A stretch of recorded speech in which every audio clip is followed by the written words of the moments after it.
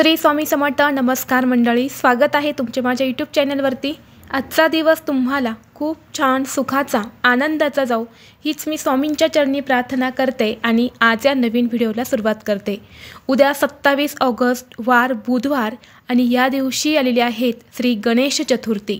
भाद्रपद महिन्यात येणारी शुद्ध चतुर्थी महासिद्धी विनायक चतुर्थी म्हणून ओळखली जाते।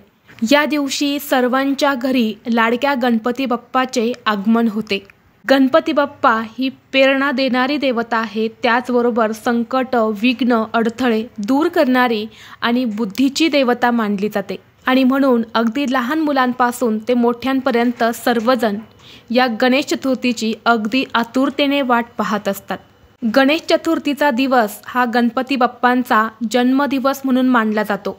वर्षातून 3 वेळा गणपती बाप्पांनी वेगवेगळ्या रूपात जन्म घेतला होता। त्यात एकदा भाद्रपद महिन्यात येणाऱ्या चतुर्थीला म्हणजेच गणेश चतुर्थीला बाप्पांचा जन्म झाला होता आणि म्हणून घरात सुख समृद्धी बुद्धी आणि शांतीसाठी गणपती बाप्पांची स्थापना केली जाते। भाद्रपद महिन्यातील शुक्ल पक्षातील चतुर्थीला हा दिवस येतो आणि या दिवशी गणपतीची मूर्ती स्थापन करून 10 दिवस गणेश उत्सव हा साजरा केला जातो। गणपती बाप्पांना अडथळे दूर करणारा विघ्नहर्ता बुद्धीचा आणि समृद्धीचा देव मानले जाते आणि या गणेश चतुर्थीला गणपती बाप्पांची पूजा केल्याने घरात सुख शांती आणि भरभराट होते। गणपती बाप्पांना हिंदू धर्मात आराध्य दैवत मानले जाते। गणपती म्हणजेच बुद्धी समृद्धी सौभाग्याची देवता, सुखकर्ता विघ्नहर्ता 14 विद्या व 64 कलांचा अधिपती असे मानले जाते आणि म्हणून कोणत्याही शुभ कार्याची सुरुवात ही श्री गणेशाच्या पूजनानंतरच होते। तसेच भक्तांची सर्व विघ्ने तो दूर करतो आणि म्हणून त्याला विघ्नहर्ता असे म्हणतात।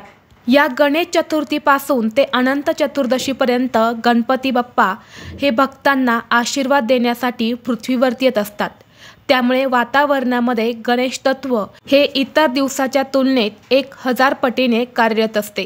गणेश चतुर्थी हा दिवस धार्मिक दृष्टीने खूप महत्त्वाचा आणि मोठा दिवस मानला जातो।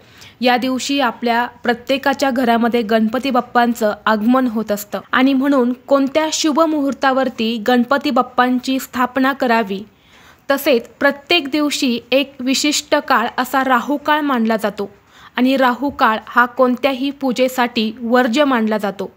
जर राहू काळामध्ये आपण गणपती बाप्पांची स्थापना केली किंवा कोणतीही पूजा केली तर त्याचं शुभ फळ हे आपल्याला प्राप्त होत नाही आणि म्हणून गणेश चतुर्थीच्या दिवशी राहू काळामध्ये आपल्याला चुकूनही गणपती बाप्पांची मूर्ती ही स्थापित करायची नाही।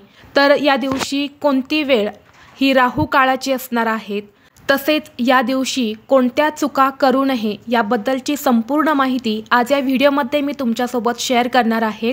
त्यामुळे तुम्ही हा व्हिडिओ स्किप न करता शेवटपर्यंत नक्की पहा। चॅनलवरती नवीन असाल तर सबस्क्राईब करा आणि असेच माहितीपूर्व नवनवीन व्हिडिओ पाहण्यासाठी बेल आयकॉनलाही प्रेस करा, म्हणजे जेव्हा कधी मी नवीन व्हिडिओ अपलोड करेल त्याचं नोटिफिकेशन सर्वात अगोदर तुम्हाला भेटेल आणि तुम्ही एक पण व्हिडिओ मिस करणार नाही। तर पहा, यंदाची गणेश चतुर्थी अनेक अर्थाने महत्त्वाची मानली जात आहे, कारण ज्योतिषशास्त्रानुसार अनेक दुर्मिळ शुभयोगात या गणेश उत्सवाची सुरुवात होत आहे। यावेळी गणेश चतुर्थीला दुर्लभ योग जुळून येत आहे।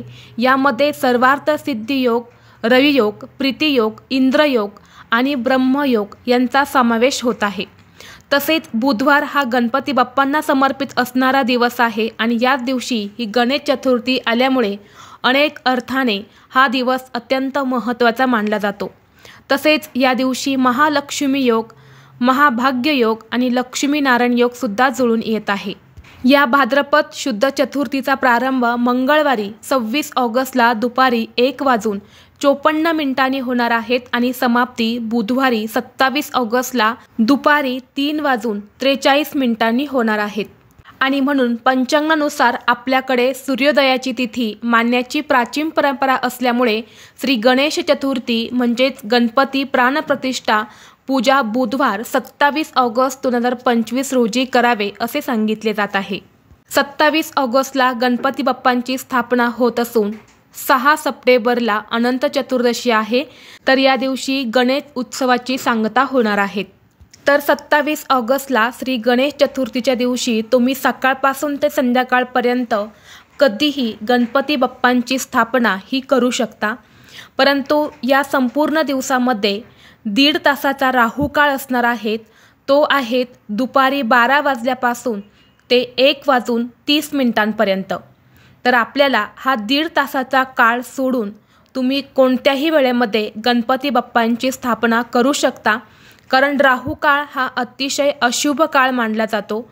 या काळामध्ये कोणतीही पूजा, बाप्पांची प्राणप्रतिष्ठा, सेवा ही करू नये असे सांगितले जात आहे। त्यामुळे तुम्हाला हा 1.5 तास सोडून दिवसभरामध्ये तुम्ही कधीही गणपती बाप्पांची स्थापना ही करू शकता।